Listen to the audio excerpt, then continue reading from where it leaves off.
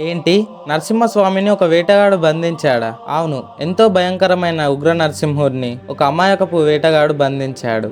ఒకరోజు పద్మపదాచార్యుల వారు అడవిలో తపస్సు చేస్తున్నాడు. అక్కడికి ఒక వేటగాడు వచ్చి, పంతులు గారు, ఇక్కడ కూర్చొని ఎవరి కోసం ఎదురు చూస్తున్నారు అంటాడు.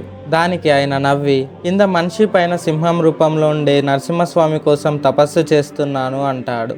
వెంటనే ఆ వేటగాడు, అయ్యో, దానికోసం తపస్సు చేయడం ఎందుకు?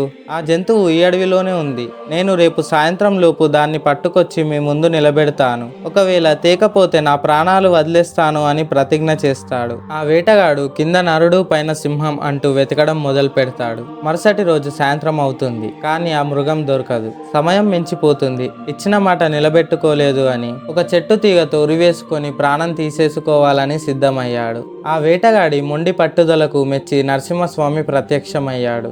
కానీ ఆ వేటగాడు భయపడకుండా, ఓసి దిక్కుమాలిన మృగమా, ఇంతసేపు ఎక్కడ దాక్కున్నావని తన దగ్గర ఉన్న తీగలతో స్వామిని బంధించి పద్మపదాచార్యుల దగ్గరికి తీసుకెళ్తాడు. పంతులు, మీరు అడిగిన జంతువుని తీసుకొచ్చాను అంటాడు. ఆశ్చర్యం ఏంటంటే వేటగాడికి కనిపిస్తున్న స్వామి పద్మపదాచార్యులకు కనిపించాడు. భగవంతుడు లొంగేది మంత్రాలకు కాదు, స్వచ్ఛమైన భక్తికి అని నిరూపించే కథ ఇది. అందరూ ఓం నమో నరసింహాయ అని కామెంట్ చేయండి. ఈ వీడియో నచ్చితే లైక్ చేయండి. ఇలాంటి మరిన్ని వీడియోస్ కోసం ఛానల్ని సబ్స్క్రైబ్ చేయండి.